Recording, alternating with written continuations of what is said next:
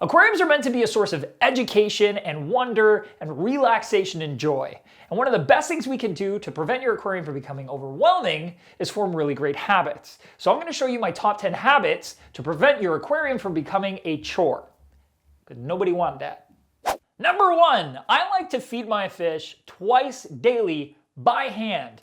And the reason I like to do that is because it puts you in front of your aquarium at least 2 times a day and gives you the opportunity to check on your fish and see how they're doing, see if their behavior's a little off, and make sure that they're eating. Because if a fish is acting normal and eating, it's usually healthy. And if something's up, you'll be able to tell, and it gives you the opportunity to correct that problem right away before your fish are affected by whatever's causing them to not eat. The other thing that feeding twice daily will do is it allows you to break up their overall food intake for that day into 2 smaller feedings instead of 1 large feeding. And that can really benefit you because if you feed 1 large amount per day and some of that food gets past the fish and settles on the bottom, that food can break down and cause extra ammonia or nitrate in the water, which is essentially not great for the chemistry of the tank. And also not great for the fish because most fish out there are going to need to eat small amounts multiple times a day rather than 1 large meal. Although there are some predatory fish that will eat that way, most aquarium fish will prefer little bits multiple times a day. That's what they like. Number 2, on the topic of feeding, I like to always try to feed a variety of foods instead of just 1 food. Just like for human beings and other animals, variety is not only the spice of life, but also the stuff of healthy eating. For example, it's really easy to get a can of flake food and only feed that to your aquarium, but for your fish's overall health and vitality and behavior and coloration and, the need to breed, perhaps even, it's really good to feed a variety of food. So you could feed flake food along with a color-enhancing pelleted food, along with whole prey items like freeze-dried brine shrimp or daphnia, or frozen foods like krill or bloodworms. These are all fantastic options that will really help build your fish's immune system through eating a variety of things rather than just 1 thing. Because just like us, if we eat cheeseburgers all day, it's not really good for us. But if we have cheeseburgers once in a while, along with a whole bunch of other things that are more natural for us to eat, we thrive, hopefully. I'm really skinny. There are also a variety of immune boosting foods that have things like garlic in them to help increase the fish's immunity to things like parasites. You can feed these foods as well along with food soaks that contain vitamins and minerals and amino acids that can take a more basic food like a flake food and kind of bring it up even further with all kinds of wonderful nutrients that your fish will require. While you're at your aquarium, it's really important to check your thermometer. And if you don't have one, you gotta go get one. The reason you want to check your thermometer is because fish can be very sensitive to changes in temperature. They can't regulate their own body temperature like we do, so they rely on their surroundings to do that for them. If, let's say, your heater were to fail and the temperature gets too low, that can cause fish to go into shock or even prevent them from digesting properly, which can be fatal. If it gets too high, let's say it's a really hot day and the drafty window's open, that can reduce oxygen levels and they can suffocate. So making sure you check your temperature on a daily basis can be the difference between you catching something when you can fix it and you catching something because you've noticed all your fish have perished. Number 4, wipe your glass daily, even if it looks clean, because there could be biofilm starting to build up, and biofilm can often contain things like algae, and algal films over a long period of time, whether it's a week or 2 weeks, can get disgusting looking. And nobody likes algae on their glass, but I'll tell you, if you let it build up to the point where you can actually see it forming, it's gonna take a lot more elbow grease to get it off. And if you leave it even longer than that, it can become almost calcified on the glass to the point where you have to scrub pretty hard to get it off. Easiest way to prevent that, a quick 10-second algae magnetic cleaner on the glass, all sides, poof. Now you don't have to deal with it. Your glass always looks good. And you're smooth sailing. You're not fighting it. Nobody wants to fight the algae. Number 5, Test your water weekly. And the reason I like to form this habit is because even if your water looks visually clean and clear, it could be chemically unstable or full of pollutants such as ammonia or nitrate, which in high levels, nitrate can be pretty harmful for your fish, cause their immune systems to drop, and they can get sick with things like bacterial infections or fungal infections. And also ammonia, yeesh, when that one gets out of control, it can be pretty caustic. It can cause burning of the gills and suffocation of the fish. It can also cause burns on the outside of the fish, especially fish with skin.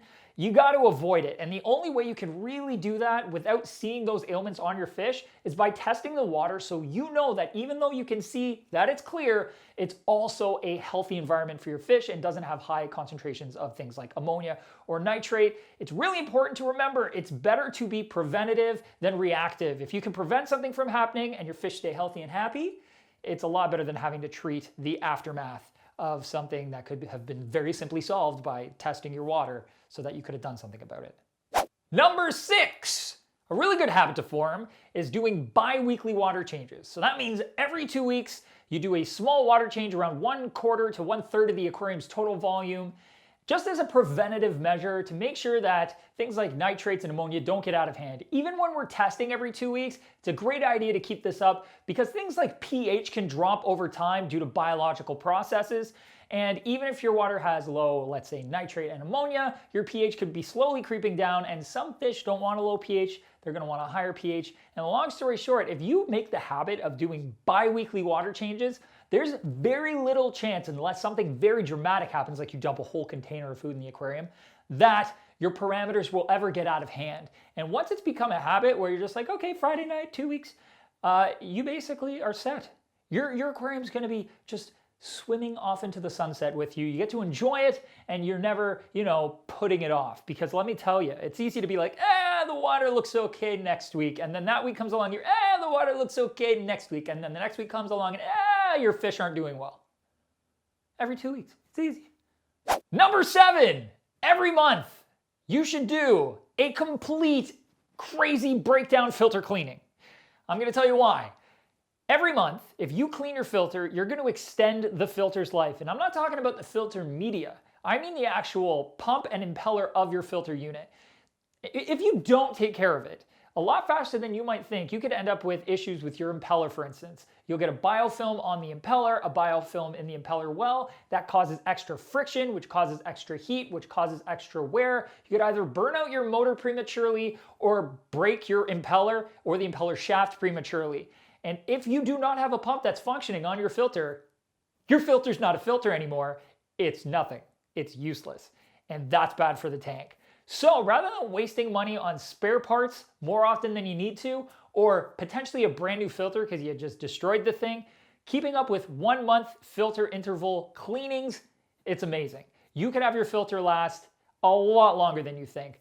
I've got a canister filter that's 15 years old and still going strong, because filter cleanings. Also, during those times, you should definitely put some silicone spray on your gaskets. If you have gaskets, you don't want those leaking. Silicone spray prevents the shrinkage, prevents the crackage. Last forever-age, almost-age. Long time-age.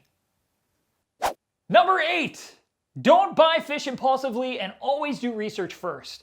The reason that this is such an important habit to form is because it is very easy to walk through an aquarium store, see a fish that is absolutely stunning for whatever reason that you really want to have, and then you make an impulsive purchase and realize shortly thereafter that that fish is not compatible with the fish you have at home, or not compatible with the aquarium you've got set up because of different temperature reasons, or maybe it requires live food and you really don't want to go down that road.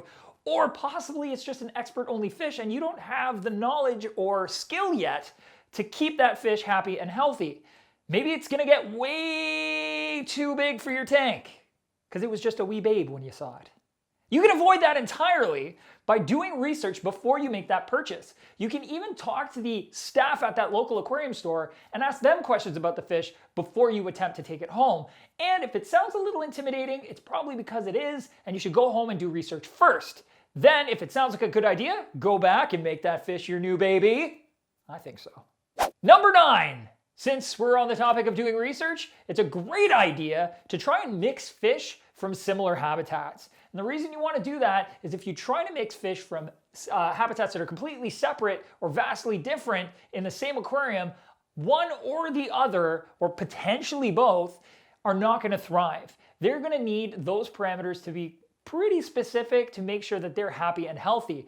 For instance, if you try to take tetras from the Amazonian type habitats where you've got soft water with a lot of tannins and mix them with fish like African cichlids, which are from the Rift Lakes in Africa that have extremely hard water that's very, very clear, you're gonna have a problem because those tetras are either gonna or the cichlids are simply not gonna do well and probably have poor color and possibly or you could try to average them and maybe you'll stick them together, but then the Africans are gonna eat the tetras, which means they're so long story short, if you try and make sure that you're getting fish from relatively similar habitats, it can be from different parts of the world, as long as the chemistry of the water is similar, they're gonna do a lot better together and you're gonna run into a lot less issues. So research is key and similar habitats. Number 10, and arguably probably the most important of all of these habits you can possibly form, is quarantine your fish before you add them to your aquarium. So let me paint a picture for you. You've got an aquarium set up, you've got a bunch of fish that you purchased, and they're doing really well, and you're like, I want to add some more fish, because let's face it, we all want to add more fish. So you go to the store, you get a fish, you stick it in that tank. Unfortunately, that fish had some sort of an ailment, whether or not it was parasites or a bacterial infection or fungal infection or whatever, and now all of your fish are sick and you're desperately trying to treat your tank for an ailment you could have completely avoided by quarantining that new fish first. So what you want to do is set up a small aquarium. It doesn't have to be the same size as your main tank, just big enough for that one fish or however many fish you're going to get at a time by themselves, with a very simple hang-on or sponge filter and a heater, just the bare minimum of what you need to keep them happy and alive on their own. And then you monitor them for 3 to 4 weeks.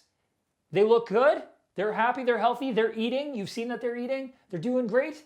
You can add them to that tank, and now you've prevented any potential diseases coming into that aquarium and totally messing it up. You can also use your quarantine tank, by the way, as a hospital tank. Same thing. Your fish get sick in your main tank, you don't want it to spread to all the other fish, you scoop them out, stick them in the quarantine tank. Now you have a place to treat them away from everybody else. They don't have to get the medication they don't need, and that fish gets to get all better. They don't get picked on by the other guys. It's perfect.